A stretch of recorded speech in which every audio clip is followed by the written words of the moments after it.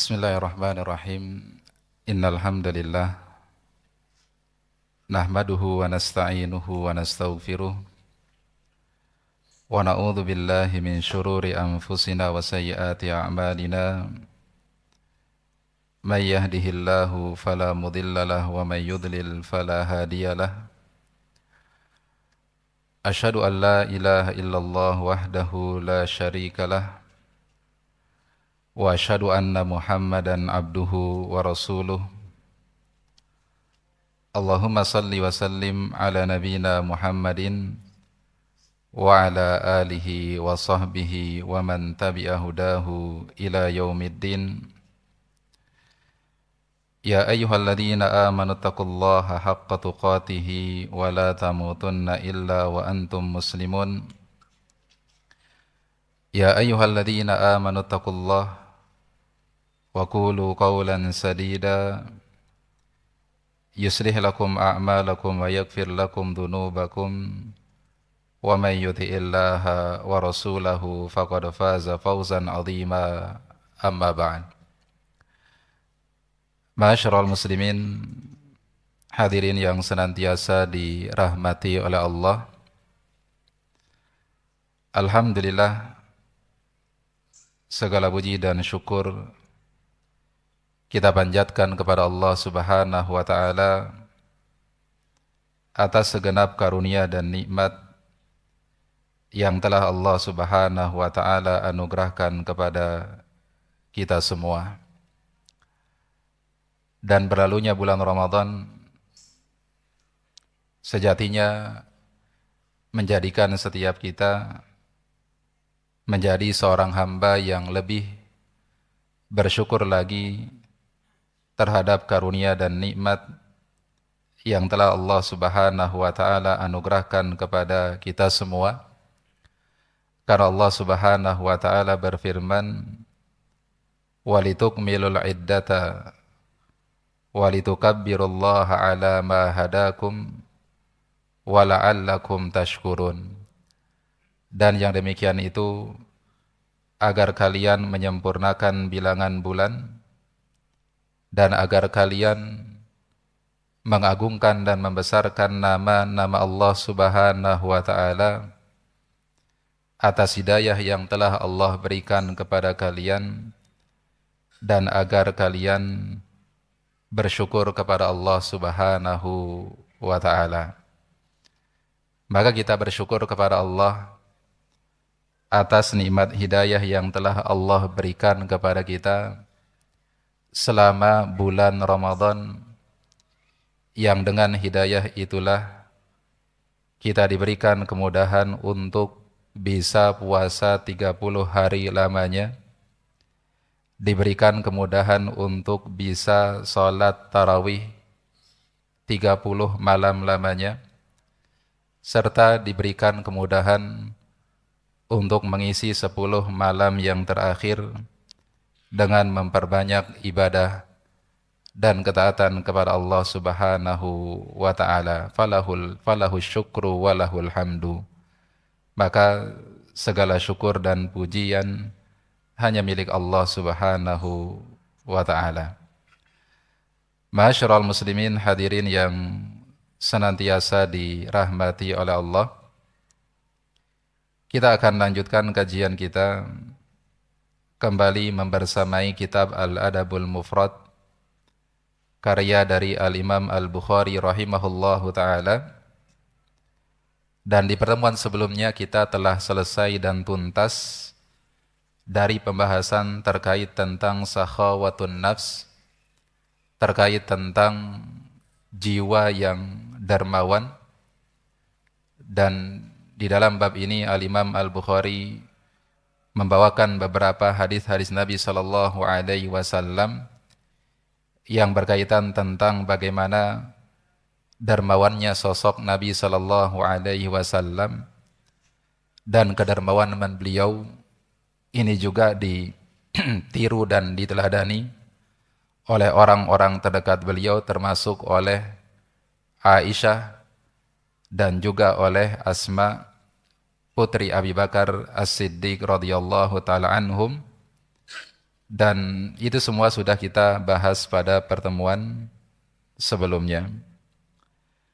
Kemudian di bab yang selanjutnya, setelah membahas terkait tentang bab berkenaan tentang kedermawanan, maka Al-Imam Al-Bukhari di bab yang berikutnya membahas berkaitan tentang akhlak yang buruk, lawan dari kata kedermawanan.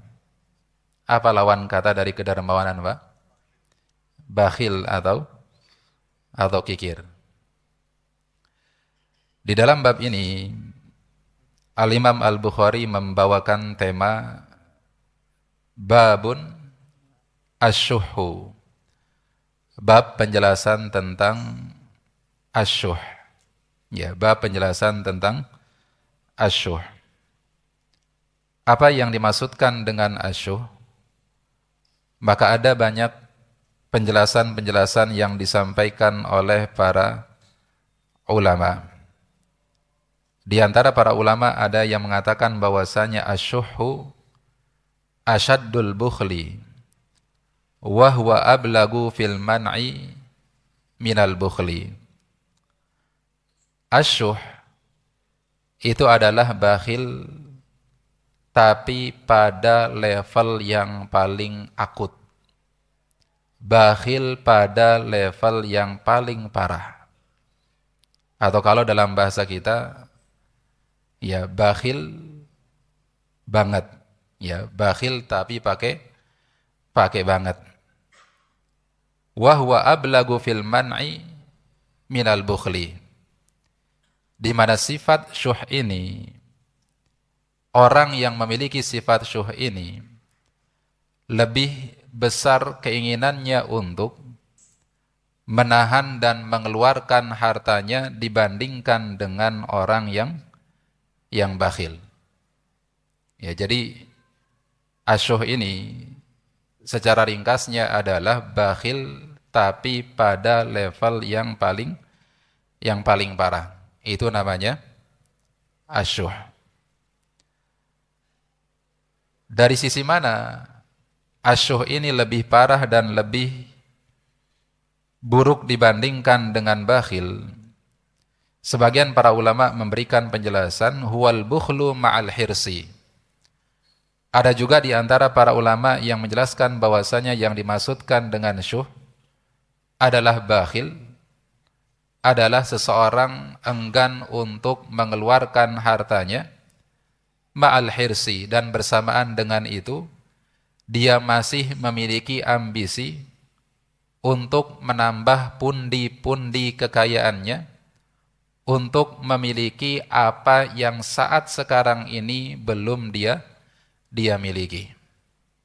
Jadi tidak hanya tidak ingin mengeluarkan hartanya, menahan hartanya, tapi juga disertai dengan ambisi untuk menambah kekayaannya. Atau sebagian para ulama mengatakan bahwasanya al-bukhlu bil mali wasyuhhu bil mali wal ma'ruf. Bahwasanya kalau orang bakhil, maka orang bakhil itu hanya sebatas orang tersebut enggan dan berat hatinya untuk mengeluarkan hartanya. Tapi orang yang syuh, maka orang syuh adalah mereka-mereka yang tidak hanya bakhil dalam mengeluarkan hartanya, bahkan dia menutup segala akses pintu kebaikan. Jadi segala akses pintu kebaikan ini tidak dia berikan kepada orang lain. Baik kebaikan dalam bentuk harta, ataukah kebaikan dalam bentuk ucapan, perbuatan, dan lain sebagainya. Ya, jadi ya pada intinya yang dimaksudkan dengan syuh adalah apa? Adalah bakhil tapi pada level yang lebih parah, disertai dengan ambisi untuk menambah pundi-pundi kekayaannya, atau kemudian tidak hanya bakhil dalam masalah harta, tapi juga bakhil dalam segala bentuk dan jenis kebaikan. Itu makna dari asyuh. Kemudian ma'asyiral muslimin jamaah yang senantiasa dirahmati oleh Allah.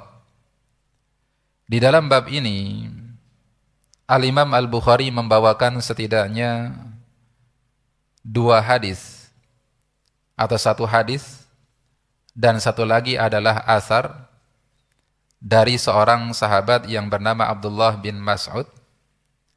Kita akan bacakan yang pertama, yaitu hadis yang diriwayatkan oleh Abu Hurairah radhiyallahu taala anhu.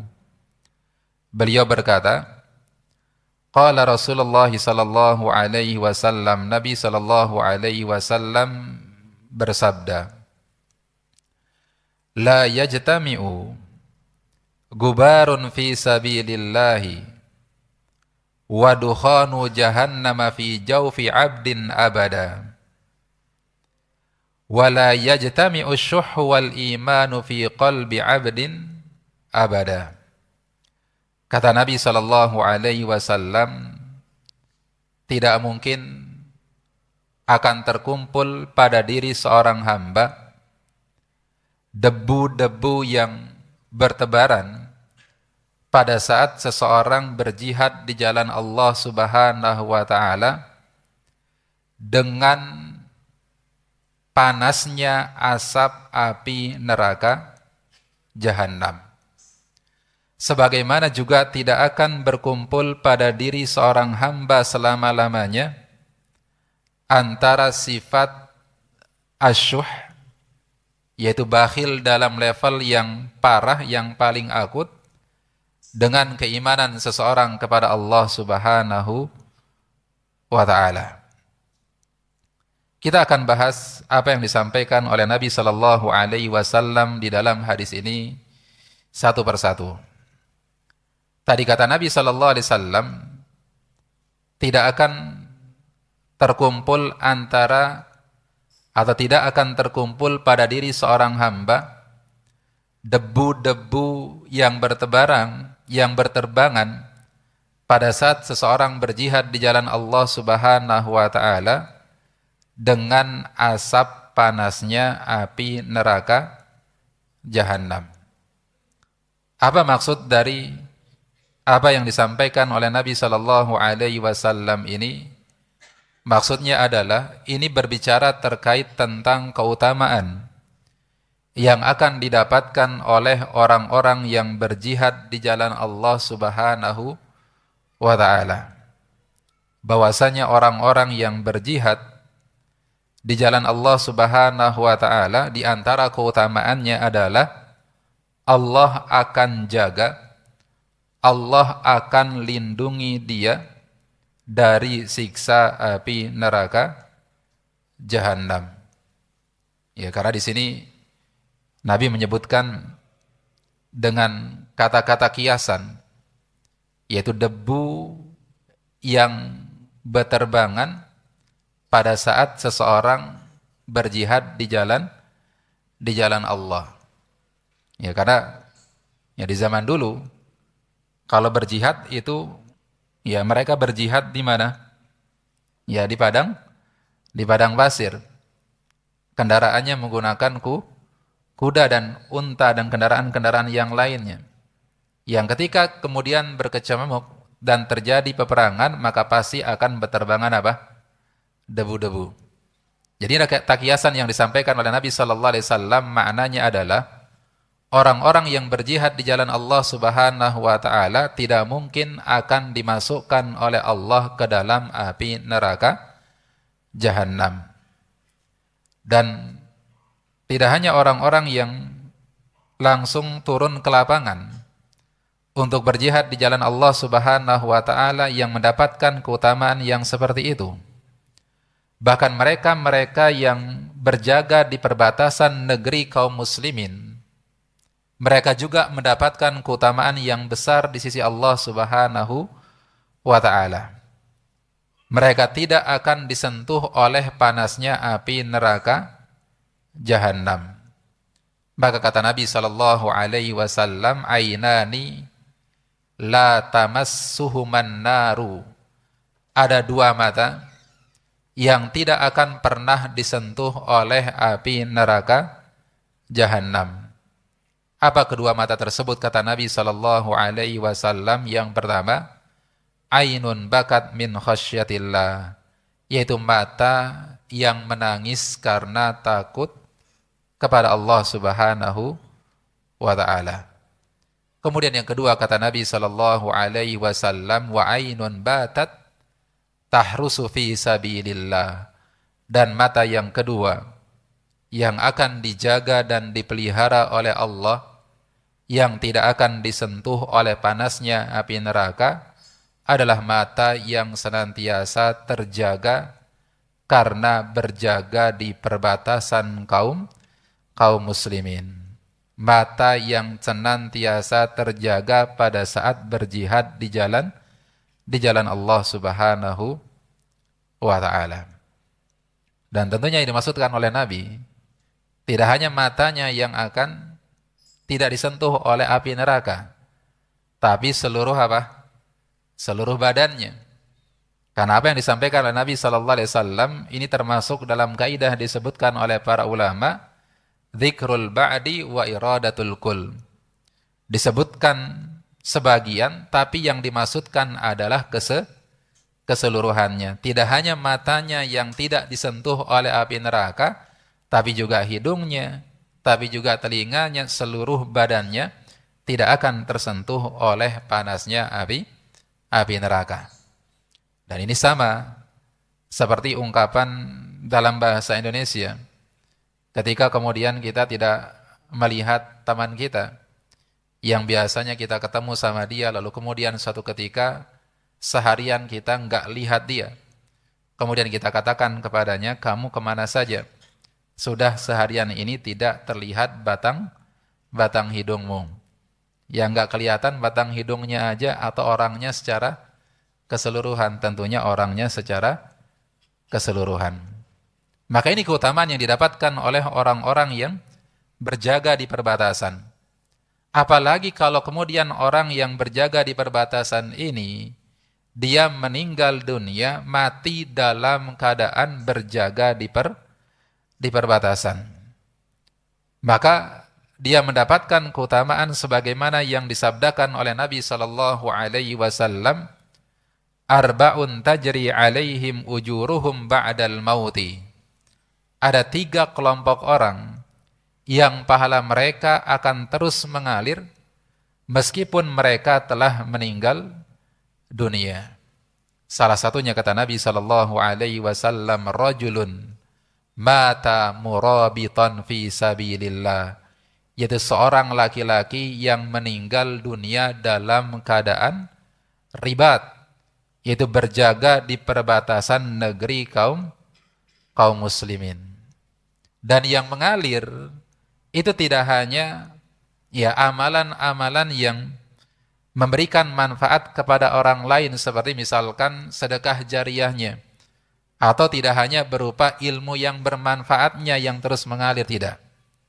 Tapi seluruh amalan-amalan yang dia lakukan, baik sholatnya, puasanya, sedekahnya, zakatnya, dan amalan-amalan yang selama ini dia kerjakan pada saat dia berjaga, dan dia meninggal dalam keadaan berjaga di perbatasan negeri kaum muslimin, maka seluruh ibadah-ibadah tersebut tetap mengalir pahalanya meskipun dia telah meninggal dunia. Ya, beda sama kita. Kalau kita yang tidak berjaga di perbatasan, lalu kemudian ketika kita meninggal dunia, maka pahala, amalan pahala yang tetap mengalir pahalanya setelah kita meninggal dunia, itu hanya terbatas pada amalan seperti apa? Sedekah jariyah, kemudian ilmu yang bermanfaat, kemudian apa? Doa anak yang soleh, itu yang terus apa? Yang terus mengalir. Adapun sholat, adapun puasa kita, maka pahalanya terhenti begitu kita meninggal dunia. Tapi tidak dengan orang yang berjaga di perbatasan negeri kaum muslimin dan mereka meninggal di mana? Di situ mereka meninggal dalam keadaan berjaga di perbatasan negeri kaum muslimin. Dan inilah yang disabdakan oleh Nabi sallallahu alaihi wasallam, ribatu yaumin wa lailatin khairun min siyami syahrin wa qiyamihi. bahwasanya berjaga selama sehari semalam di perbatasan negeri kaum muslimin pada saat terjadinya jihad, pada saat terjadinya peperangan, maka itu lebih baik dibandingkan dengan seseorang berpuasa plus sholat malam selama 1 bulan dan tidak putus-putus. Wa in mata jaro alaihi amaluhu alladhi kana ya'maluhu. Dan kalau kemudian dia meninggal dunia di perbatasan tersebut dalam keadaan menjaga perbatasan negeri kaum muslimin, maka seluruh amalan-amalan yang dia lakukan selama dia berjaga tersebut, maka pahalanya akan terus mengalir. Ya, jadi yang pertama ini sekali lagi Nabi SAW sampaikan kepada kita terkait tentang keutamaan yang didapatkan oleh orang-orang yang berjihad di jalan Allah, bahwasanya orang-orang yang berjihad di jalan Allah tidak akan merasakan panasnya neraka Jahannam. Kemudian setelah itu kata Nabi SAW, wala yajtami'u syuhu wal imanu fi qalbi 'abdin abada. Sebagaimana yang namanya sifat bakhil dalam level yang paling akut, itu tidak akan mungkin ada pada diri orang-orang yang beriman. Ya, tidak mungkin akan ada pada diri orang-orang yang beriman. Apa maksud daripada apa yang disampaikan oleh Nabi sallallahu alaihi wasallam ini? Dijelaskan oleh para ulama bahwasanya hadis ini menunjukkan at-takhwifu min nuqsanil imani bisababi asyuh. Ini adalah ancaman dari Nabi sallallahu alaihi wasallam di mana hendaknya setiap kita mewaspadai diri kita dari sifat asyuh. Karena ketika seseorang terkena penyakit asyuh, bakhil dalam level yang paling akut, maka ini bisa menjadi sebab bagi seseorang untuk semakin turun keimanannya. Jadi, kalau orang sudah kena penyakit syuh ini, maka ini akan mengakibatkan seseorang itu akan mengalami penurunan imannya kepada Allah Subhanahu wa ta'ala. Ya, kenapa? Kenapa sifat kikir ini bisa menyebabkan turunnya iman seseorang kepada Allah Subhanahu wa ta'ala? Karena yang pertama, ketika seseorang memiliki sifat kikir, maka sifat kikir ini akan menjatuhkan orang tersebut dalam perbuatan dosa dan maksiat kepada Allah Azza wa Jalla, termasuk di dalamnya akan membuat orang tersebut jatuh dalam dosa-dosa besar. Ya, jatuh ke dalam dosa-dosa besar. Karena kalau seorang itu kikir, artinya dia tidak mau membelanjakan dan mengeluarkan hartanya baik dalam perkara-perkara yang sifatnya wajib, apalagi dalam perkara-perkara yang sifatnya mustahab. Orang kalau kemudian sudah kikir, maka tentunya dia tidak mau mengeluarkan kewajiban zakat hartanya. Dan orang yang tidak mengeluarkan zakat hartanya berarti dia sudah jatuh dalam dosa kecil atau besar, Pak? Dalam dosa besar. Ya, Allah berikan ancaman yang luar biasa kepada orang-orang yang enggan menunaikan kewajiban zakat hartanya. Belum lagi, kikir ini juga akan menjatuhkan seseorang kepada dosa-dosa yang lainnya, meninggalkan perkara-perkara yang wajib seperti misalkan meninggalkan kewajiban umroh, meninggalkan kewajiban haji. Ya, kalau ada yang bertanya, emang umroh itu wajib? Umroh itu wajib atau sunnah, Pak? Memang khilaf di antara para ulama. Tapi wallahu ta'ala a'lam bissawab, dalil-dalil yang menunjukkan wajib itu jauh lebih apa? Jauh lebih kuat. Ya, bahwasanya orang yang kikir, orang yang menahan hartanya, yang enggan mengeluarkan hartanya di jalan Allah, baik dalam perkara yang wajib dan mustahab, ini akan menyebabkan ia terjatuh dalam banyak perbuatan dosa, termasuk meninggalkan perkara-perkara yang wajib seperti kewajiban umrah, kemudian kewajiban menunaikan ibadah apa? Ibadah wajib. Terlebih lagi menyebabkan seseorang itu terjatuh dalam dosa kezaliman. Ya, dosa apa? Kezaliman. Nabi sallallahu alaihi wasallam bersabda, "Ittaqudz dzulma, fa innadz dzulma dzulumatun yaumal qiyamah." Kata Nabi sallallahu alaihi wasallam, hindarilah, jauhilah oleh kalian perbuatan-perbuatan kezaliman, karena yang namanya perbuatan zalim kelak ia akan mendapatkan kegelapan pada hari kiamat, akan dibalas kezalimannya tersebut oleh Allah Azza wa Jalla pada hari kiamat. Kemudian kata Nabi sallallahu alaihi wasallam, wattaqus syuhha, dan hendaklah kalian jauhi perbuatan syuh, perbuatan kikir dalam level yang paling akut. Fa inna syuhha qad ahlaka man kana qablakum, karena sudah banyak orang yang dihancurkan oleh Allah Azza wa Jalla, yang dibinasakan oleh Allah Azza wa Jalla dikarenakan sifat apa? Sifat kikir. Para ulama ketika menjelaskan hadis ini, mereka mengatakan bahwasanya hadis ini termasuk ke dalam bagian hadis yang menyebutkan sesuatu secara menyeluruh terlebih dahulu, kemudian digandengkan dengan sesuatu yang sifatnya apa? Yang sifatnya khusus. Yang namanya kezaliman itu sifatnya umum atau khusus, Pak? Sifatnya umum. Beragam macam dan bentuk dari sebuah kezaliman. Maka ketika Nabi SAW peringatkan terkait tentang bagaimana agar kita menjauhkan kezaliman, setelah itu Nabi larang kita untuk berbuat kikir. Kenapa? Karena salah satu bentuk dari kezaliman adalah kikir. Kikir itu adalah salah satu contoh kezaliman. Ya, karena kalau orang misalkan kikir, Pak, dia nggak mau membayarkan zakatnya, maka artinya dia telah berbuat zalim kepada siapa? Kepada orang-orang yang berhak mendapatkan zakat. Wa fi amwalihim haqqum ma'lum lis-sa'ili wal mahrum. Bahwasanya pada harta-harta yang dimiliki oleh orang-orang yang kaya, orang-orang yang kena kewajiban zakat, itu ada hak-hak yang harus ditunaikan kepada siapa? Kepada orang-orang yang membutuhkan, orang-orang yang berhak. Maka demikian pula ketika kemudian seseorang, ya seorang kepala keluarga, seorang suami, seorang ayah, yang mengabaikan nafkah wajibnya kepada istri dan anak-anaknya, maka artinya di saat yang sama dia telah berbuat kezaliman kepada siapa? Kepada istri dan juga anak-anaknya.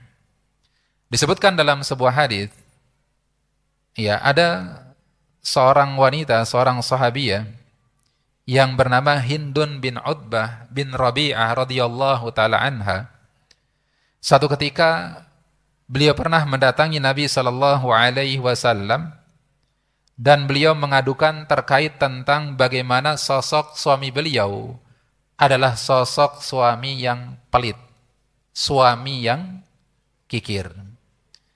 Kata beliau radhiyallahu taala anha kepada Nabi sallallahu alaihi wasallam, "Ya Rasulullah, inna Aba Sufyan rajulun syahihun." Wahai Nabi sallallahu alaihi wasallam, sesungguhnya suami aku, Abu Sufyan, adalah sosok laki-laki yang syahih, sosok laki-laki yang kikir, pelit, ya, pada level yang paling akut. La yu'tini ma yakfini wa waladi. Beliau kalau kasih nafkah ke saya, maka beliau ngasihnya nafkah yang tidak mencukupi kebutuhan aku dan juga tidak mencukupi kebutuhan anak-anakku. Jadi kalaupun dikasih, tapi kasihnya apa? Sedikit, ngasih nafkahnya dengan nafkah yang tidak cukup. Illa ma akhadtu min malihi wa huwa la ya'lam. Kecuali kalau saya mengambil hartanya secara diam, Ya, atau dalam riwayat yang disebutkan, wahai Nabi, bagaimana sekiranya kalau misalkan untuk menutupi kekurangan nafkah yang diberikan oleh Abu Sufyan, maka saya ambil hartanya, saya ambil uangnya secara apa? Secara diam-diam. Apakah hal ini diperbolehkan atau tidak? Maka apa kata Nabi sallallahu alaihi wasallam? Khudi ma yakfiki wa waladaki bil ma'ruf. Silahkan, boleh bagimu untuk mengambil harta suamimu secara diam-diam, tapi dalam jumlah yang ma'ruf, dalam jumlah yang sesuai dengan apa yang menjadi kebutuhan kamu dan juga anak-anakmu. Akhirnya nggak boleh ngambil lebih. Kalau misalkan seorang istri, ya, di mana nafkah hariannya seharusnya yang cukup bagi dirinya dan anak-anaknya, misalkan seharinya adalah 100.000, ternyata oleh suaminya hanya diberikan 50.000. Ya, sekali lagi ketika kemudian ya seorang suami itu dikategorikan sebagai suami yang mampu, karena tidaklah seseorang itu diberikan julukan syahih, kikir, bakhil dan pelit, melainkan dia dalam keadaan yang mampu tapi dia enggan untuk apa? Untuk menafkahkan hartanya. Beda halnya kalau orangnya tidak mampu, maka tidak termasuk bagian dari apa? Dari syahih. Karena memberikan nafkah kepada keluarga itu disesuaikan dengan kemampuan kita. Maka kalau misalkan ada seorang suami yang dia mampu untuk memberikan nafkah kepada istri dan anak-anaknya, katakanlah ya nafkah hariannya adalah 100.000, tapi yang dikasih oleh suami adalah 50.000, berarti kurangnya berapa, Pak? Kurangnya 50.000. Maka boleh bagi seorang istri secara diam-diam mengambil kekurangannya, yaitu mengambil 50.000 secara diam-diam. Tapi nggak boleh lebih. Meskipun lebihnya 1.000, meskipun lebihnya 5.000, apalagi kalau lebihnya 100.000. Ya, jadi yang boleh diambil hanya yang bisa menutupi apa yang menjadi kebutuhannya. Lebih daripada itu maka tidak diperbolehkan. Enggak boleh ngambil harta suami kecuali dengan izin suami. Kapan bolehnya? Kapan bolehnya ngambil uang suami secara diam-diam? Kalau suami ngasih nafkahnya kurang, enggak sesuai dengan kebutuhan, enggak nutupin kebutuhan harian, padahal suami kita mampu, maka di saat itu seorang istri boleh mengambil harta suaminya secara diam-diam, tapi dalam jumlah yang ma'ruf, sesuai dengan apa yang menjadi kebutuhannya. Ya, maka enggak boleh. Ya, bagi seorang istri, ya biasanya ini kerjaan istri. Ketika mau cuci pakaian suaminya, biasanya ngecek dulu kantongnya ada apa? Ada harta karunnya atau tidak? Ada uangnya atau tidak? Maka setiap uang yang dia dapatkan dari kantong suaminya tersebut enggak boleh dia ambil kecuali dengan seizin siapa? Seizin suaminya. Ya, maka salah kalau ada prinsip uang istri yang uang istri, uang suami ya juga uang istri. Kasihan suaminya enggak punya uang. Ya, semuanya milik siapa? Milik istrinya. Ini enggak boleh. Ya, jadi yang diperbolehkan untuk diambil hanya sebatas yang bisa memenuhi apa? Kebutuhan sehari-harinya. Di luar daripada itu maka tidak diperbolehkan.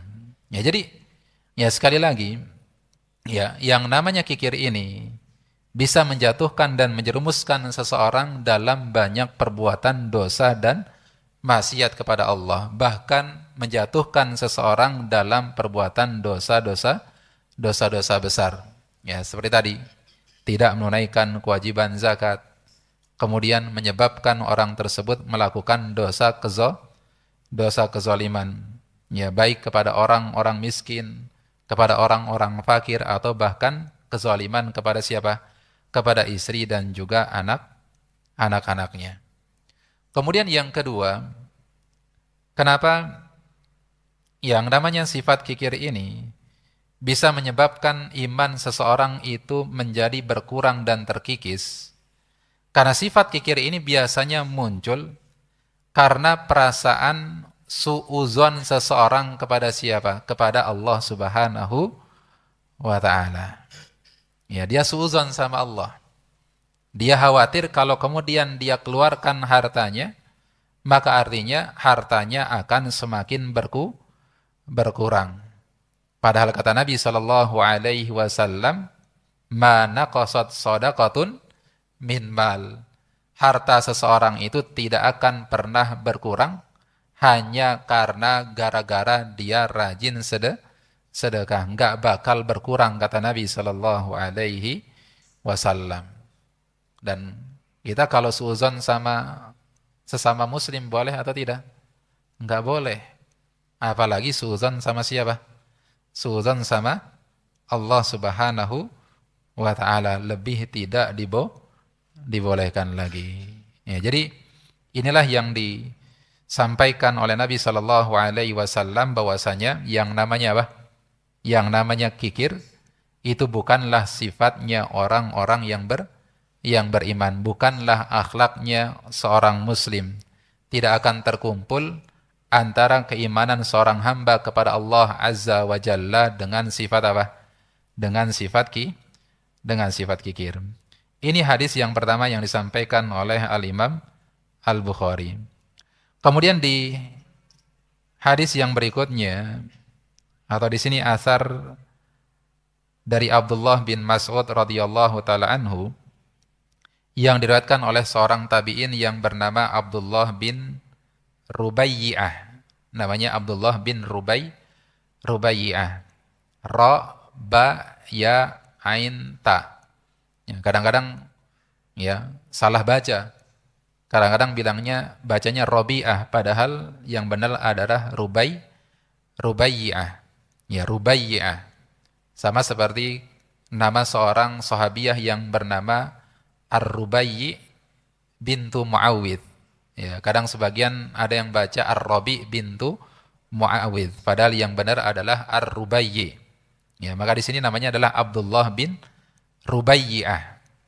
Kata Abdullah bin Rubaiyah, beliau mengatakan, "Kunna julusan inda Abdillahi, fadzakaru rajulan fadzakaru min khuluqih." Kata beliau, satu ketika kami pernah berada di majlis Abdullah. Abdullah di sini siapa yang dimaksudkan dengan Abdullah? Siapa? Siapa tadi yang saya bilang? Abdullah siapa? Abdullah siapa? Abdullah siapa? Sahabat, nama sahabat Abdullah siapa? Yang namanya Abdullah banyak. Ada Abdullah bin Abbas, ada Abdullah bin Umar, ada Abdullah bin Amr bin As, ada Abdullah bin Mas'ud. Tapi kalau para ulama hadis menyebutkan hanya dengan nama Abdullah saja tanpa ada embel bin di belakangnya, maka yang dimaksudkan tiada lain dan tiada bukan selain daripada siapa? Sahabat Abdullah bin siapa tadi? Abdullah bin Mas'ud. Ya, Abdullah bin Mas'ud. Ini kaidah yang disampaikan oleh para ulama. Jadi kalau disebutkan dalam teks hadis oleh para ulama yang meriwayatkan hadis dengan nama Abdullah saja, maka yang dimaksudkan adalah sahabat Abdullah bin Mas'ud, bukan sahabat Abdullah bin Umar, bukan Abdullah bin Abbas dan sahabat Abdullah yang lainnya. Jadi kata Abdullah bin Rubaiyah, beliau berkata, satu ketika kami kemudian berada di majlis dari Abdullah bin Mas'ud, sedang duduk bersama dengan Abdullah bin Mas'ud, fadzakaru rajulan fadzakaru min khuluqih. Maka sebagian di antara mereka yang duduk bersama beliau itu mengeluhkan dan menceritakan terkait tentang buruknya akhlak seseorang. Jadi mengadukan terkait tentang buruknya akhlak seseorang. Dan ini diperbolehkan atau tidak? Boleh atau tidak? Atau termasuk bagian dari ghibah? Ya, menceritakan, mengisahkan, mengadukan buruknya akhlak seseorang. kepada seorang alim, kepada seorang ulama, apakah termasuk bagian dari ghibah atau tidak? Tidak termasuk bagian dari ghibah. Karena menyebutkan kekurangan, menyebutkan aib seseorang, kalau ada kemaslahatannya, maka itu diperbolehkan. Apalagi dalam rangka untuk istifta, untuk meminta fatwa, atau untuk kemudian mengadukan kezaliman, maka itu tidak termasuk bagian daripada apa? Daripada ghibah. Sebagaimana tadi Hindun ketika datang kepada Nabi Shallallahu Alaihi Wasallam secara terang-terangan, beliau mengadukan siapa? Mengadukan perihal akhlak suaminya yang kikir, yang buruk. Disebutkan inna Aba Sufyan rajulun syahih. Beliau nggak pakai kode, tapi beliau langsung sebutkan nama suaminya. Wahai Nabi, suami saya Abu Sufyan adalah sosok laki-laki yang kikir. Ini tidak termasuk bagian daripada apa? Daripada ghibah. Maka disebutkan kepada beliau, diadukan kepada beliau terkait tentang seorang laki-laki yang buruk akhlaknya. Faqala Abdullah, lalu kemudian kata Abdullah bin Mas'ud radhiyallahu taala an, ara'aitum law qata'tum ra'sahu akuntum tastati'una an tu'idu. Bagaimanakah pendapat kalian kalau misalkan kalian memenggal kepala laki-laki tersebut? Apakah kalian sanggup dan bisa untuk apa? Untuk mengembalikan kepalanya ke badannya. Qalu la, lalu kemudian mereka mengatakan tidak bisa wahai Abdullah bin Mas'ud. Qala fayadah, lalu demikian kalau kemudian kalian potong tangannya, apakah kalian bisa mengembalikan tangannya ke tempatnya yang semula? Qalu la, kemudian mereka mengatakan tidak bisa. Qala, lalu kemudian beliau mengatakan farijlahu, lalu bagaimana dengan kakinya? Kalau kalian potong kakinya, dipotong kakinya laki-laki tersebut, apakah kalian bisa mengembalikan kakinya seperti semula? Qalu la, lalu kemudian mereka katakan tidak bisa. Kemudian kata Abdullah bin Mas'ud radhiyallahu taala an, fa innakum la tastati'una an tughayyiru khuluquhu hatta tughayyiru khalqahu. Sesungguhnya kalian tidak akan bisa mengubah akhlak buruk orang tersebut sebagaimana kalian tidak bisa mengubah fisiknya. Apa maksud dari perkataan daripada Abdullah bin Mas'ud ini? Diterangkan oleh para ulama.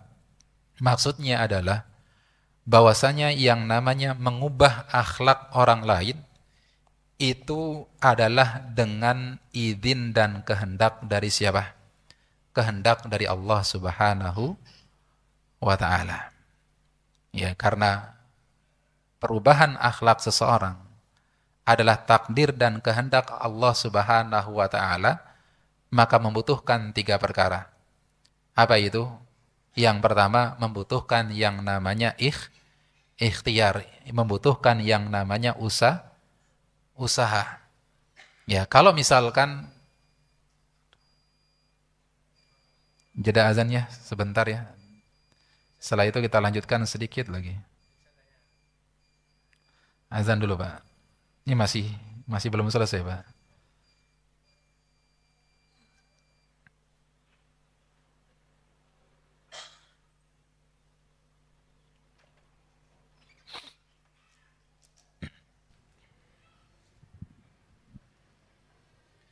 Allahu Akbar, Allahu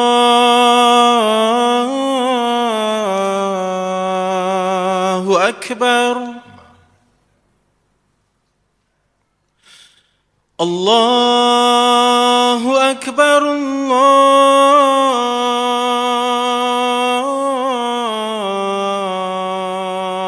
Akbar. أشهد أن لا إله إلا الله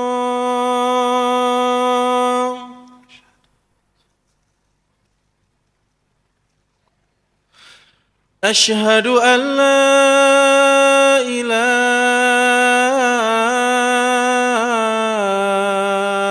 إلا الله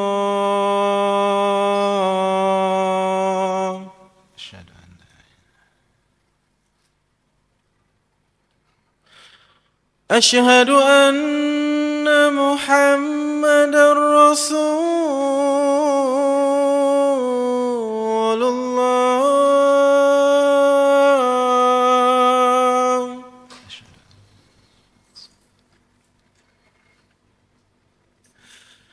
أشهد أن محمد رسول الله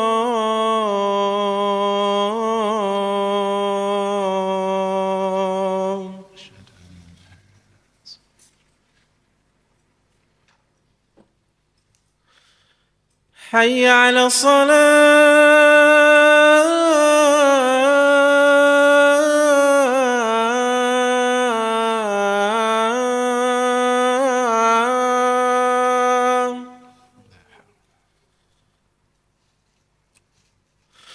حي على الصلاة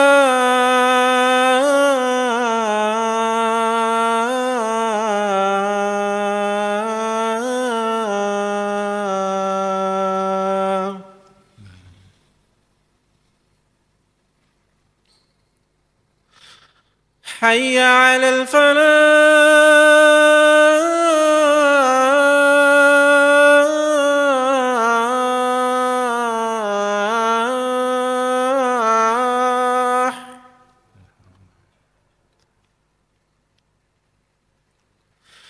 حي على الفلاح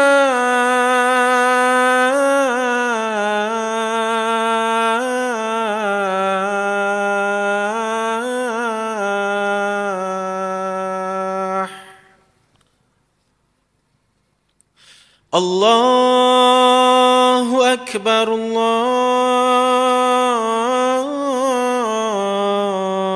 الله أكبر لا إله إلا الله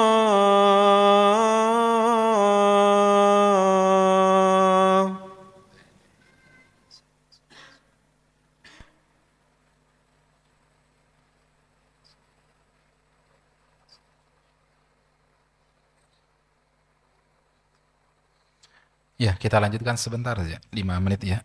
Jadi karena yang namanya sifat atau akhlak yang buruk itu tidak bisa dirubah kecuali dengan kehendak dari Allah Subhanahu wa taala, maka tentunya kita membutuhkan 3 hal. Yang pertama adalah yang namanya ikhtiar atau usaha yang maksimal.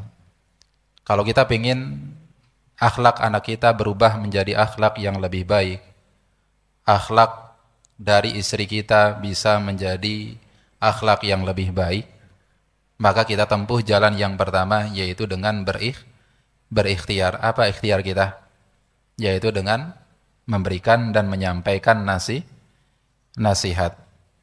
Tapi kalau kaitannya akhlak yang buruk ini adalah kaitannya dengan akhlak kita yang buruk, maka usahanya adalah dengan apa?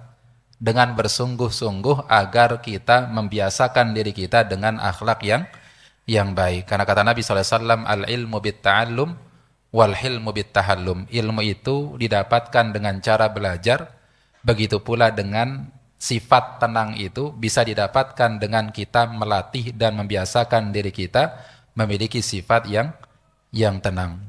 Kemudian yang kedua, butuh yang namanya kesabaran. Karena ya yang namanya perubahan itu butuh proses. Nah, sebenarnya tadi apa yang disampaikan oleh Abdullah bin Mas'ud, setelah itu beliau ya kelanjutannya adalah beliau jelaskan bagaimana proses penciptaan manusia. Ya, ketika kemudian dari air mani dulu, kemudian berubah menjadi segumpal darah, segumpal daging, sampai kemudian ditiupkan ditiupkan roh. Sebagaimana fisik manusia itu Allah ciptakan secara berproses, maka untuk memperbaiki akhlak manusia juga butuh yang namanya proses.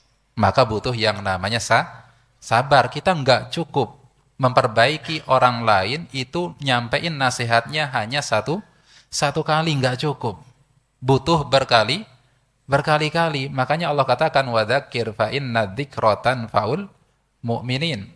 Ini ada dalam surah Adz-Dzariyat ayat 55. Allah katakan, dan berikanlah peringatan, karena sesungguhnya memberikan peringatan itu bermanfaat bagi siapa?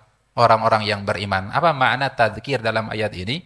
Kalau bapak-bapak buka tafsir As-Sa'di, dijelaskan makna tadzkir. Salah satunya adalah kita berikan peringatan kepada orang yang dia sebenarnya sudah tahu, tapi apa? Kita dituntut untuk apa? Memberikan lagi peringatan, beri lagi peringatan secara apa? Secara berulang-ulang, diulang-ulang terus-menerus. Itu makna apa? Tadzkir. Jadi butuh yang namanya kesabaran, dan yang terakhir tentunya butuh apa? Hidayah dan taufik dari Allah. Maka kita butuh banyak-banyak berdoa kepada Allah. Ya, doa yang diajarkan Nabi banyak berkaitan tentang akhlak. Allahumma kama hasanta khalqi fahassin khuluqi. Ya Allah, sebagaimana engkau membaguskan rupaku, membaguskan fisikku, maka perbaiki dan perbaguslah akhlakku. Begitu pula juga doa dalam doa istiftah. Apa kata Nabi SAW doa istiftah yang diajarkan oleh Nabi? Allahumma hdini li ahsanil akhlaq la yahdi li ahsaniha illa anta wasrif anni sayyi'aha la yasrifu anni sayyi'aha illa anta. Ya Allah, tunjukilah aku kepada akhlak yang baik. Tidak ada yang mampu menunjukkan aku kepada akhlak yang baik kecuali Engkau, dan jauhkanlah aku dari akhlak yang buruk, dan tidak ada yang mampu menjauhkan aku dari akhlak yang buruk kecuali Engkau. Masyaallah muslimin hadirin yang senantiasa dirahmati oleh Allah. Ini yang bisa disampaikan pada kesempatan malam hari ini. Sudah habis. Ya. Semoga bermanfaat bagi kita semua. Wallahu taala a'lam bissawab. Ya, ditutup dengan doa kafaratul majlis. Subhanakallahumma bihamdika asyhadu an la ilaha illa anta astaghfiruka wa atubu ilaik. Wa sallallahu ala nabiyyina Muhammadin wa ala alihi wa sahbihi wasallam. Walhamdulillahi rabbil alamin. Assalamualaikum warahmatullahi wabarakatuh.